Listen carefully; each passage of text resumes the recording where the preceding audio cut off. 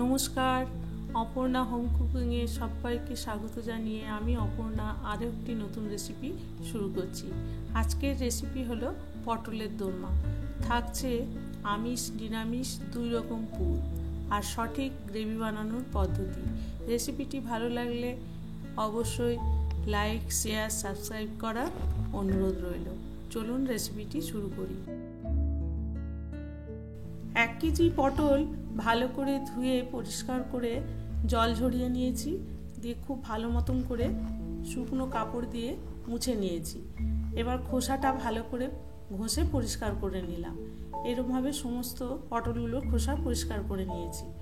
এবার কিভাবে দোরমার মতন কাটবেন সেটাও দেখিয়ে দিচ্ছি।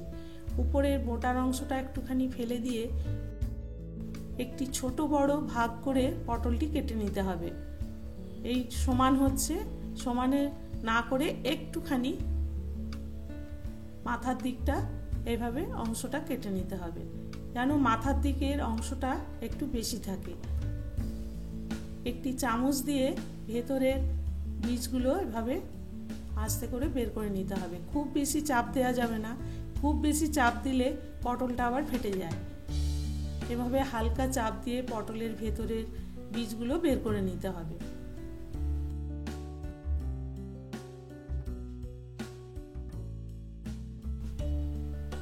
আর উপরের মাথাটিও রেখে দিতে হবে, ওটি কিন্তু পরে কাজে লাগবে। সমস্ত পটলগুলোর ভেতর থেকে বীজগুলো বের করে পটলের ভেতরটা পরিষ্কার করে নিয়েছি। মাথার অংশটাও এভাবে আলাদা করে রেখে নিয়েছি। আর যে বীজটা বের করলাম, ওই বীজটি একটি মিক্সির জারের মধ্যে দিয়ে একটা পেস্ট বানিয়ে নেব। এটা বেশ নিরামিষ পুরের মধ্যে দিলে খেতে কিন্তু বেশ ভালোই লাগে। মিক্সির জারের মধ্যে দিয়ে 2-4টি কাঁচা লঙ্কা দিয়ে এটা ভালো মতন মিহি পেস্ট করে নেব।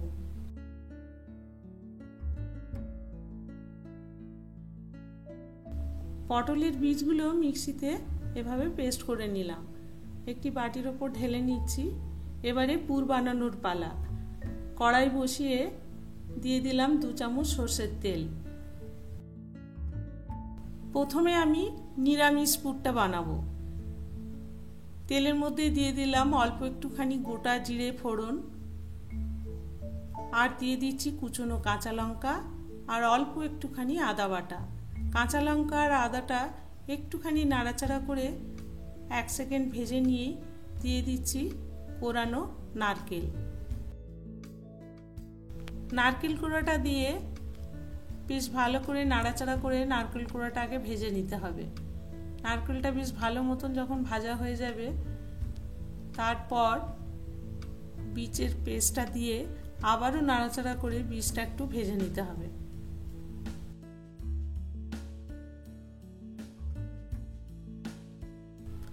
দিয়ে দিলাম অল্প একটুখানি হলুদ গুঁড়ো, আর দিয়ে দেবো স্বাদ অনুযায়ী লবণ।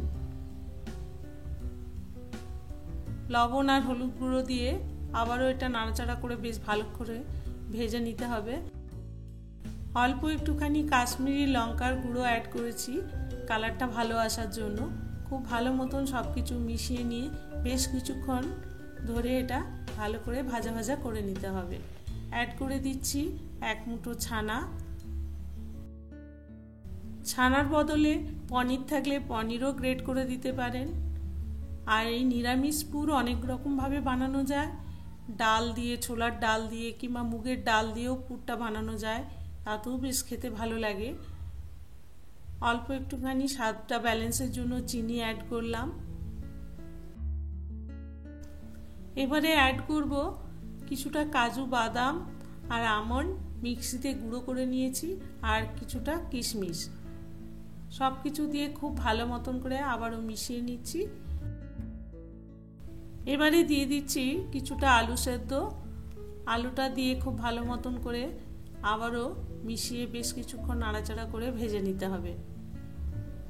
সর্বশেষে দিয়ে দেব ভাজা মশলা, জিরে, ধনে, দারুচিনি, লবঙ্গ সব একসঙ্গে আমি ভেজে একটা রোস্টেড মশলা বানিয়ে রেখেছিলাম, সেটা দিয়ে দিলাম। এবারে বানাবো আমিষ পুর। আমিষ পুর বানানোর জন্য কড়াই পরিষ্কার করে তেল দিয়ে দিলাম। আমি এখানে কাতলা মাছ দিয়ে বানাবো। 3 পিস কাতলা মাছের পেটি প্রথমে আগে ভেজে নেব। মাছের পেটিগুলো হালকা উল্টে পাল্টে ভেজে নেব। খুব বেশি কড়া করে মাছগুলো ভাজার দরকার নেই। কাতলা মাছের পরিবর্তে ভেটকি মাছ কিংবা চিংড়ি মাছ দিয়েও আমিষ পুরটা বানাতে পারেন।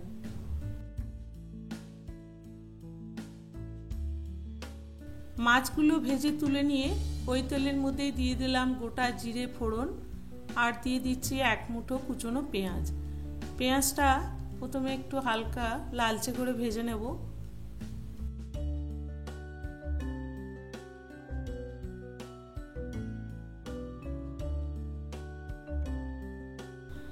দিয়ে দিচ্ছি স্বাদ অনুযায়ী লবণ, অল্প একটুখানি হলুদের গুঁড়ো। লবণ আর হলুদের গুঁড়ো দিয়ে পেঁয়াজটা আর একটুখানি নাড়াচাড়া করে ভেজে নেব। পেঁয়াজের কালার যতক্ষণ না একটু লালচে মতন হচ্ছে। এবারে অ্যাড করে দিলাম কুচনো কাঁচা লঙ্কা। এবারে অ্যাড করে দিচ্ছি 1 চামচ রসুন বাটা আর 1/2 চামচ মতন আদা বাটা। রসুন আর আদা দিয়ে আর একটুখানি নাড়াচাড়া করে কষিয়ে নেব যতক্ষণ না রসুন আদার কাঁচা গন্ধটা যায়। অল্প একটুখানি টমেটো কুচনো দিলাম। 1/2 চামচেরও কম একটু কাশ্মীরি লঙ্কা অ্যাড করে দিলাম কালারটা ভালো আসার জন্য। আর দিয়ে দিচ্ছি অল্প একটুখানি ধনে গুঁড়ো। সমস্ত মশলাগুলো দিয়ে আবারও একটুখানি ভালো মতন করে এটা কষিয়ে নেব। ভালো মতন কষানো হয়ে গেছে। এবার মাছের পেটিগুলো থেকে কাঁটাগুলো আলাদা করে নিয়ে মাছটা একটু ম্যাশ করে দিয়ে দিলাম। দিয়ে এবারও নাড়াচাড়া করে ভালো করে মশলার সঙ্গে একটু কষিয়ে নেব। অল্প একটুখানি সেদ্ধ আলু দিয়ে দিচ্ছি। সেদ্ধ আলু দেওয়ার ফলে এর বাইন্ডিংটা বেশ সুন্দর হবে, পুরটা অনেক টাইট থাকবে।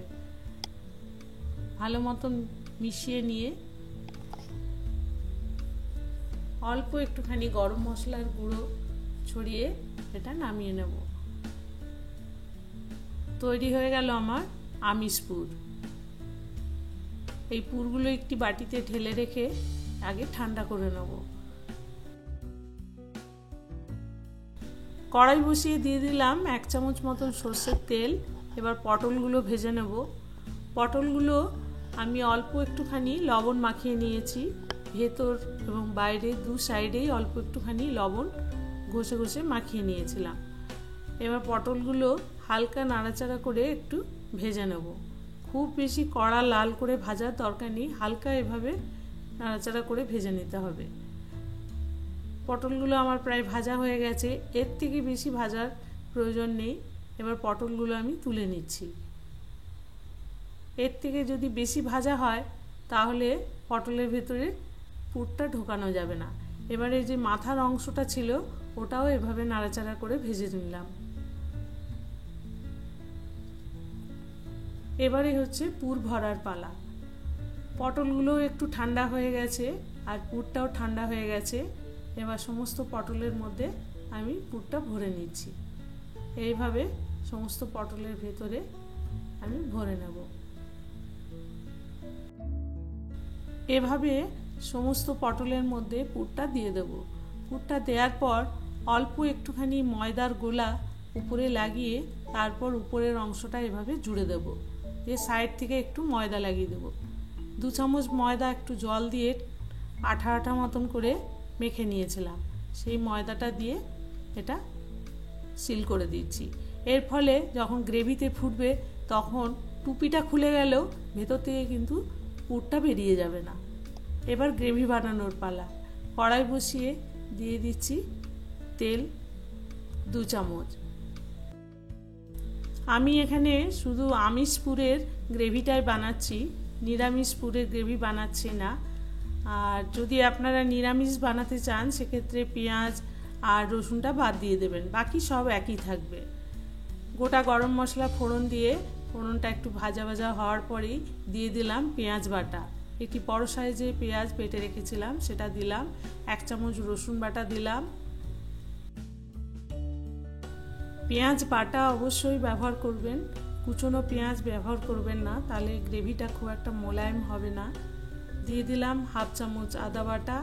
পেঁয়াজ রসুন আদা খুব ভালো মতন করে কষিয়ে নেব। দিয়ে দিচ্ছি কিছুটা কুচনো কাঁচা লঙ্কা। ঝালটা আপনি আপনার টেস্ট অনুযায়ী দেবেন। স্বাদ অনুযায়ী লবণ দিলাম, অল্প একটুখানি হলুদ গুঁড়ো দিলাম, আর দিয়ে দিচ্ছি একটুখানি কাশ্মীরি লঙ্কার গুঁড়ো, ধনে গুঁড়ো আর 1/2 চামচ জিরে গুঁড়ো। সমস্ত গুঁড়ো মশলাগুলো দিয়ে ভালো করে একটু মশলাটা কষাতে হবে। অল্প একটুখানি চিনি ব্যবহার করলাম টেস্টটা ব্যালেন্সের জন্য, কারণ আমি পরে দই ব্যবহার করব। খুব ভালো মতন করে মশলাটা কষাতে হবে যতক্ষণ না তেল ছাড়ছে। মশলা থেকে তেল ছেড়ে দিয়েছে, এবার অ্যাড করে দেবো 2 চামচ কাজু বাদামের পেস্ট। কাজু বাদামের পেস্টটা দিয়ে মশলাটা আবারও ভালো করে একটু কষাতে হবে।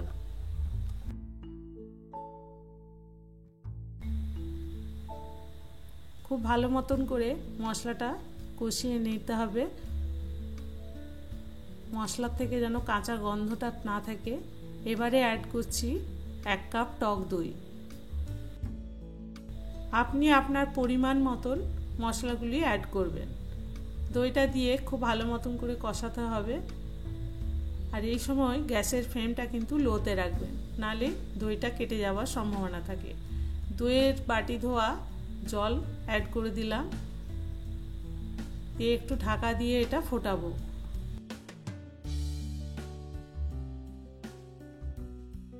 গ্রেভিটা খুব ভালো মতন ফুটে গেছে, এবার পটলগুলো এর মধ্যে দিয়ে দেব।